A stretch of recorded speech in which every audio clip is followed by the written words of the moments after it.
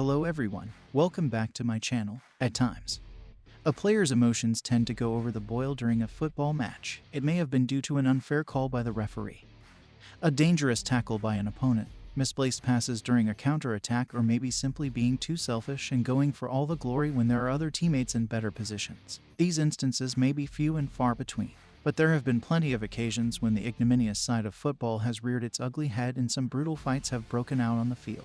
Let us take a look at 10 of the biggest altercations that took place during a football match. Number 10. Lee Bowyerr and Kieran Dyer.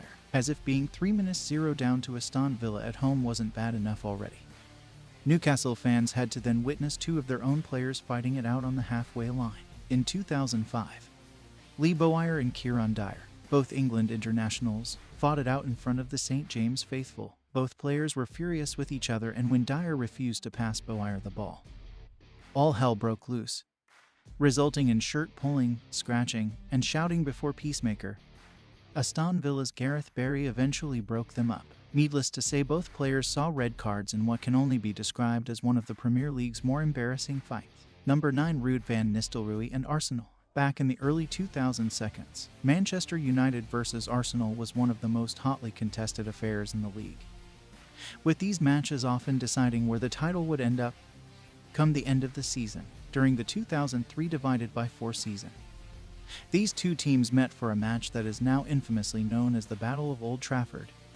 With the match marred by various incidents on the pitch, United committed 13 fouls and Arsenal 18, with a total of 8 yellow cards handed out, 2 of them to Patrick Vieira, who was sent off in the 80th minute for a kick at Van Nistelrooy. The score was 0-0. But in the final minute, Forlan won a penalty and Nistelrooy stepped up to take it. He thundered his effort onto the crossbar and was mobbed by celebrating Arsenal players as the final whistle went, with both sides boasting of some tough guys. A full-on scrap was narrowly averted. In the aftermath of the match, Lauren, Martin Keown, Vieira and Ray Parlour were all banned for a combined 9 games.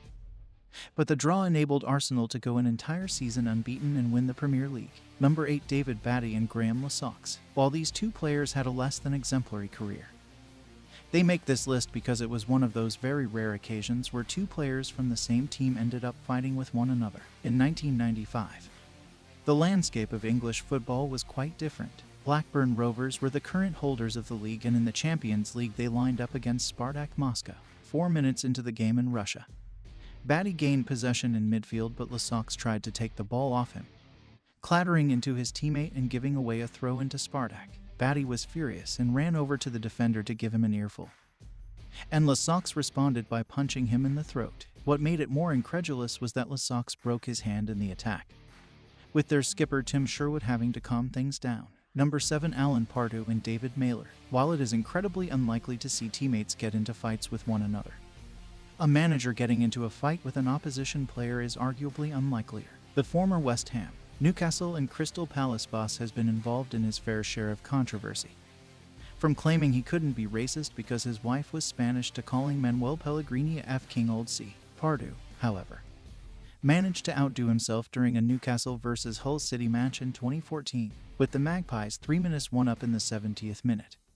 The game was all but over, but when Hull City's David Mailer bumped into Pardew while retrieving the ball for a throw-in, Pardew responded angrily and gave Mailer a headbutt. He received a 3-match stadium ban, a 4-match touchline ban, was fined £60,000 by the FA and £100,000 by Newcastle for his troubles. Number 6. Francesco Totti and Mario Balotelli. Another person that you'd have definitely expected to see on this list is Mario Balotelli. Totti has a reputation for being one of the gentlemen of football, and it was definitely going to take someone of Balotelli's reputation to tempt him into a scrap. Over the years, the controversial Italian has managed to irk the likes of Jose Mourinho, Roberto Mancini, and pretty much everyone in both Milan and Manchester. In 2010, Inter and Roma faced off in a Coppa Italia final, with the game largely being bad-tempered. When Totti came on at halftime, Balotelli taunted him with "your Finnish granddad," and continued to insult him for the rest of the match. Totti responded by appending Balotelli with a hard tackle and as a result was sent off,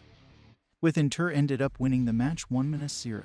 Balotelli then accused Totti of racism, which the Roma skipper denied, though he did admit that the media outcry that resulted from his outburst on the pitch had him seriously considering retirement. Number 5. Joey Barton and the Manchester City squad. The last day of the 2011 over-12 season was one of the most special in living memory. Agro's late goal against QPR won them the league and helped City pip arch rivals United to the title and relegation 6-pointers and battles for European places going on elsewhere during the day. Going into the match against City, QPR thought they had needed a draw to stay up. But Barton still wasn't able to control his temper and was sent off on 55 minutes for an altercation with Carlos Tevez, never one to go quietly. Barton kicked Agro and nutted Vincent Kompany before having to be dragged off the field. While still trying to fight Balotelli along the way out, QPR ended up taking a 2-1 lead a few minutes later. But with a man advantage, City managed to rack up 44 shots, with the Hoops goalkeeper, Paddy Kenny, making an incredible 13 saves before conceding again. In the end, both clubs celebrated as Bolton failed to win their match and were relegated instead. Number 4. Eden Hazard and the Swansea Ball Boy. The Ball Boys of almost every club around have a reputation for being incredibly petulant. They often waste time, pretend like they don't know how to throw a football when the opposition asks for it, and generally just simply get in the way. Eden Hazard. Number 3. Roy Keane and Alan Shearer. The list of the biggest football fights wouldn't be complete without the hothead that is Roy Keane. In 2001, Keane managed to pick a fight with Alan Shearer during an away match at St. James Park. The Magpies had the lead going into the last few minutes, and as the ball went out for a United throw, Shearer tried to stop Keane from taking it quickly, and the fiery Irishman responded by throwing the ball at Shearer's head. The Newcastle man provided a verbal response which made Keane go ballistic, swinging a punch, missing, and then getting immediately sent off. The two men still hate each other to this day, with Keane saying afterwards, "I was sent off for pushing, but if you're going to get sent off, you might as well punch him properly." Number 2. Paolo Di Canio and the referee. Both men were shown red cards, but by this point in the match, Di Canio had lost all sense of calm. He proceeded to gouge Martin Keown's eye, kicked everyone in sight, and then shoved referee Paul Alcock to the ground. The FA slapped an 11-match ban on the mad Italian and levied him a £10,000 fine.